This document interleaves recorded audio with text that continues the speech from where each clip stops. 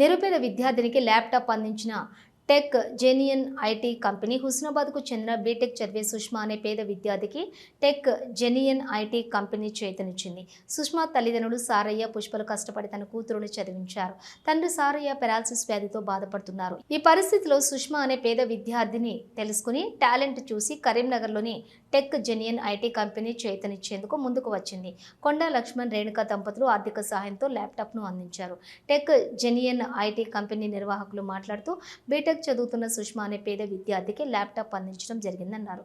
BTech పూర్తయ్యాక మా యొక్క కంపెనీలోనే ప్లేస్మెంట్ కూడా ఇచ్చేందుకు సిద్ధంగా ఉన్నామని తెలిపారు.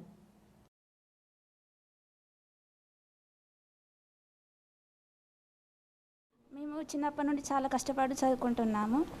మా డాడీకి పెరాలసిస్ రావడం వల్ల కొంచెం వెనుక పడ్డాము. మాకు ఏదో ఒక రూపంగా ఆర్థిక సాయం అందుతుంది. ఇలాంటి వాళ్ళ ఆశీస్సులతో మేము ఇంకా పై చదువులు చదువుతున్నాము. మాకు ఇలాంటి ఆశీస్సులతో ఇంకా జీవితంలో పైకి ఎదగాలని కోరుకుంటున్నాము.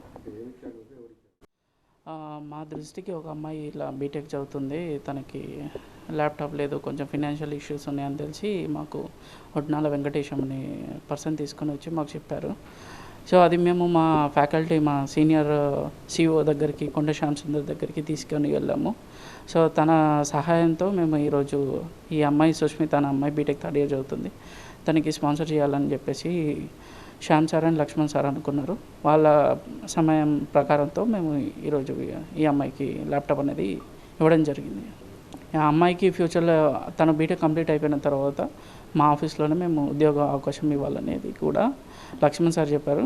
సో వాళ్ళు చెప్పిన ప్రకారంగానే మేము ఇక్కడ తనకి ట్రైనింగ్ అండ్ ప్లేస్మెంట్ ఇక్కడ ఇస్తున్నాం.